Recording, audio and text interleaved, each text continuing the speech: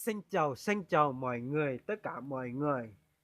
Hôm nay mình mới làm được 2 khẩu như nhau nha.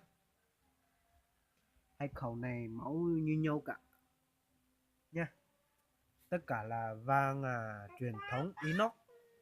Tất cả là vang truyền thống inox. Nhưng mà cái đồng hồ này mình để bên này, tại vì mình hay thích làm kiểu. Mình để cái đồng hồ này bên này, bên phải. Còn cái bên này cái khẩu bên này là mình để cái đồng hồ bên trái nhé. Mình làm gì thì mình phải làm kiểu cho nó hợp cái khẩu nha. Đây là, ôi giời ơi, khẩu này là mình đã hoàn thành. Bây giờ là mình test thử cho các bạn xem nhé, nó mạnh như thế nào nhé, xem nhé. Đó, quá mạnh luôn. Buông vào đây, buông đỡ. Khẩu này quá mạnh luôn nhé. Nay mình khai trương để làm súng chế PCB thành gỗ nhé. Cái khẩu này không khác gì nhé, xem đi các bạn, xem thoải mái đi. Cái khẩu này không khác gì nhé, nó như nhau nhé. Đó, xem cái bảng này nó tương đương. Nay mình mới làm nhé, dụng cụ mình làm đây nhé.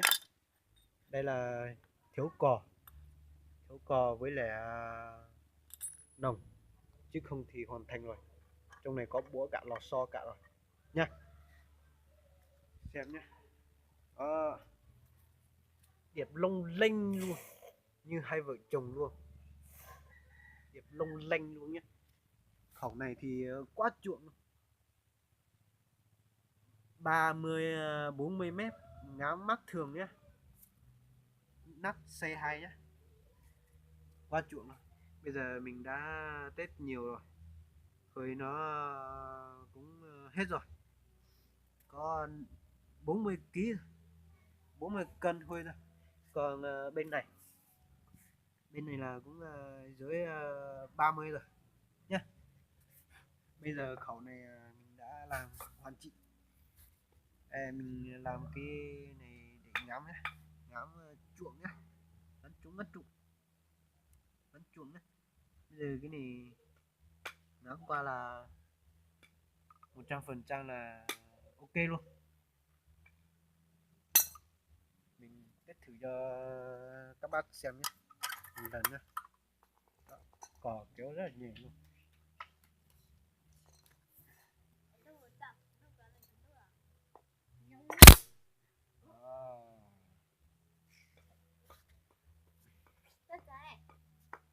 Dùng lưỡi mà lông lanh luôn, hay máu nhé.